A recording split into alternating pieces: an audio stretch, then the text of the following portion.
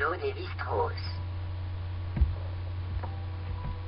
He was born November 28, 1908, in Brussels, Belgium. He is a Belgian-French social anthropologist and a leading exponent of structuralism, which is the analysis of cultural systems, such as kinship and mythical systems, in terms of the structural relations among their elements.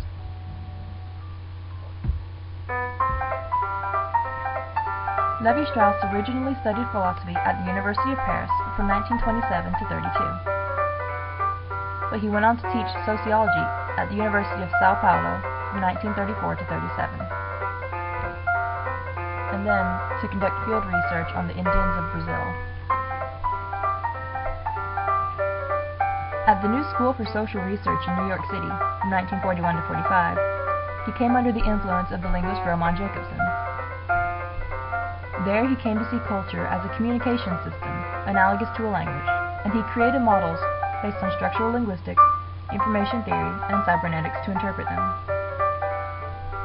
He attempted to identify universal structures of the mind as reflected in myths, cultural symbols, and social organization.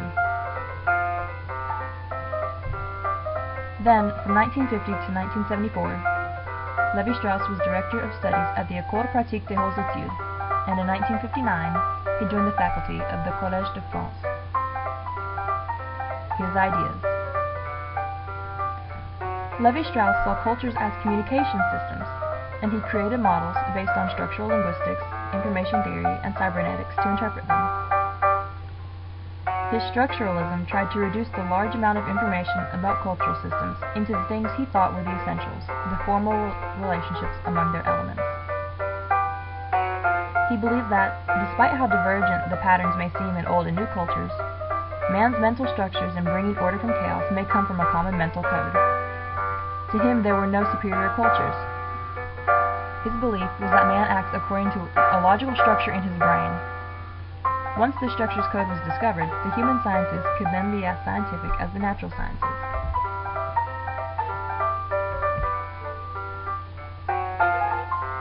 Some of his major works.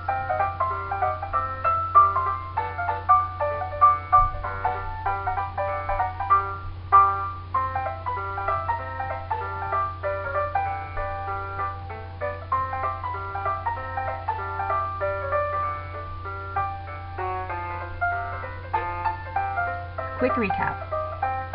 Lévi-Strauss was a Belgian-French social anthropologist and leading exponent of structuralism who saw cultures as communication systems. He believed that man acted according to a logical structure in his brain. Thus, his structuralism tried to reduce the large amount of information about cultural systems into the things he thought were the essentials.